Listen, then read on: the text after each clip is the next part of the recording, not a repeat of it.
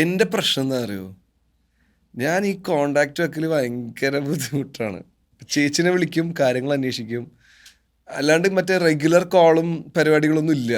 എന്തെങ്കിലും ആപത്തുണ്ടെങ്കിൽ ഓടി അവിടെ എത്തും, കാര്യങ്ങൾ ഡീൽ ചെയ്യും. അതിന് അവിടെ ഉണ്ട്, ഞാൻ എപ്പോഴും ഉണ്ട് എല്ലാവർക്കും. അപ്പോൾ ഡെയിലി വിളിക്കുന്നത് നിക്കി, നീതു വിളിക്കും, അച്ഛനും അമ്മയും വിളിക്കും. ഇവർ മൂന്നുപേരല്ലാണ്ട് ഡെയിലി ചെയ്യുന്ന വേറെ ആരും വിളിക്കൂല. വിളിച്ച എടുക്കൂല എന്നുള്ള സെന്റൻസ് എന്താ അല്ല അതെന്താ ആഡ് ചെയ്യാത്തതെന്ന് ഞാൻ അതെന്താ എൻ്റെ നമ്പർ അമ്മയുടെ നമ്പർ ഞാൻ ഉപയോഗിക്കണേ. അമ്മക്ക് ഫസ്റ്റ് ഉണ്ടായ നമ്പറാണ് ഇപ്പോഴും ഞാൻ ഉപയോഗിക്കണേ. അപ്പോൾ ആ കാലഘട്ടം തൊട്ടുള്ള എൻ്റെ എല്ലാ ഫ്രണ്ട്സിനും എൻ്റെ എല്ലാ കസിൻസിനും ഈ നമ്പർ ഉണ്ട്.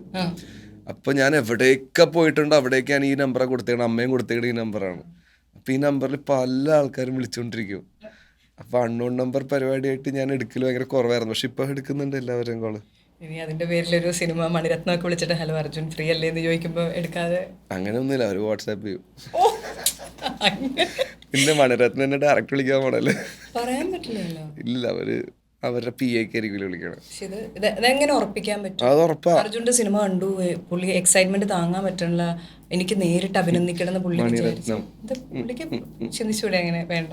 പുള്ളിയല്ല, ഞാൻ ചിന്തിക്കാതിരിക്കട്ടെ ഇപ്പൊ കുറച്ചു നേരത്തേക്ക്.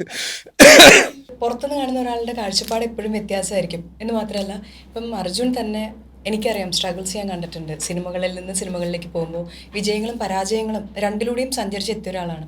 ഏതെങ്കിലും ഒരു പോയിന്റിൽ എപ്പോഴെങ്കിലും, ഇപ്പം ഞാൻ ചെറുതായിരിക്കുന്ന സമയത്ത് നന്നായിട്ട് പ്രസംഗം കഷ്ടപ്പെട്ട് പഠിച്ചറിയാലോ, പ്രസംഗം മുഴുവൻ കാണാണ്ട് പിടിച്ച് പറയുമ്പോൾ സ്റ്റേജിൽ നിന്ന് ഇറങ്ങുമ്പോൾ അമ്മ ടീച്ചറാണ്.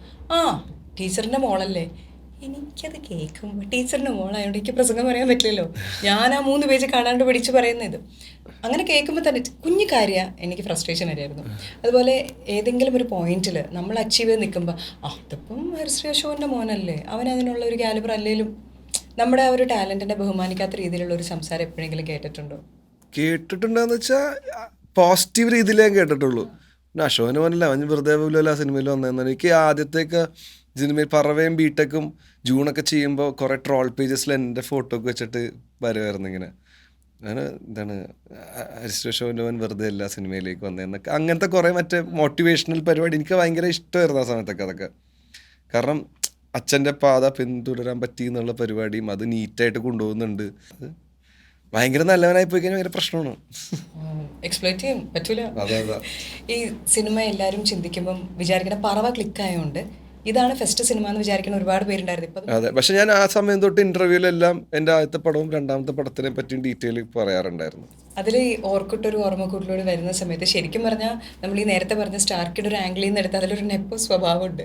തീർച്ചയായിട്ടും ഒരു സാറിന്റെ മോൻ, അതുപോലെ ലാലു ലക് സാറിന്റെ മോൻ, അവിടെ അനുമോഹൻ വരുന്നുണ്ട്, ശോഭ അവരുടെ മോൻ വരുന്നുണ്ട്, ഇതെല്ലാം എന്ന് പറയുമ്പോൾ ശരിക്കും സ്റ്റാർസിന്റെ മക്കളെല്ലാം വന്നു, മക്കളും കസിൻസ് എല്ലാവരും ഉണ്ട്.